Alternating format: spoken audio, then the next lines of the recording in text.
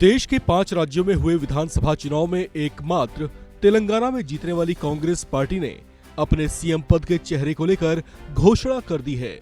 तेलंगाना के नए मुख्यमंत्री के तौर पर रेवंत रेड्डी के नाम का ऐलान किया गया है। लिहाजा अब 7 दिसंबर को रेवंत रेड्डी तेलंगाना के नए मुख्यमंत्री बनने के लिए पद एवं गोपनीयता की शपथ लेंगे।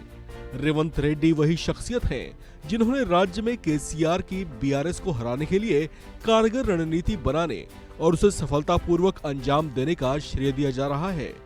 राज्य में सीएम पद की घोषणा से पहले ही ये नारा गूंजने लगा था, जिसमें इनके समर्थक रेडी स्टेडी गो को मरोड़कर रेड्डी के नाम से जोड़कर स्थानीय भाषा में कहने लगे थे रेड्डी स्टेडी यो।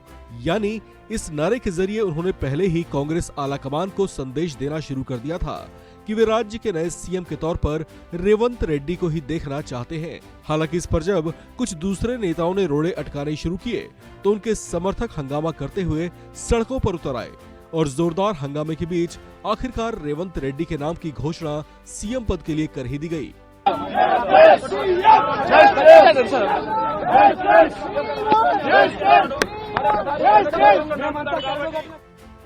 रेवंत रेड्डी कांग्रेस के पूर्व अध्यक्ष राहुल गांधी और प्रियंका गांधी के करीबी बताए जाते हैं।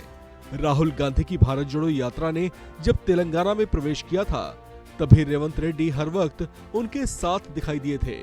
इनका पूरा नाम अनुमुला रेवंत रेड्डी है, जिन्होंने तेलंगाना प्रदेश अध्यक्ष के तौर पर अपनी दमदार भूमिका निभाई है। इन्हें लेकर कहा जा रहा है कि तेलंगाना में सत्तारूढ़ रही बीआरएस और सीएम रहे केसीआर को बेदखल कर शानदार जीत हासिल करने के पीछे प्रमुख रणनीतिकार यही थे। इस जीत के साथ ही कांग्रेस ने तेलंगाना में पहली बार 64 सीटों पर जीत दर्ज कर अपनी पूर्ण बहुमत के साथ सरकार का गठन किया है, जिसका इनाम भी अब रेवंत रेड्डी को सीएम पद की कुर्सी के तौर पर मिलने जा रहा है। रेवंत रेड्डी का अब तक का सियासी सफर भी बड़ा दिलचस्प रहा है। अगर इन्हें पुराना कांग्रेसी कहें तो ये सरासर गलत होगा, क्योंकि इन्होंने अपनी राजनीति की शुरुआत ही आरएसएस की छात्र इकाई एबीवीपी से की थी।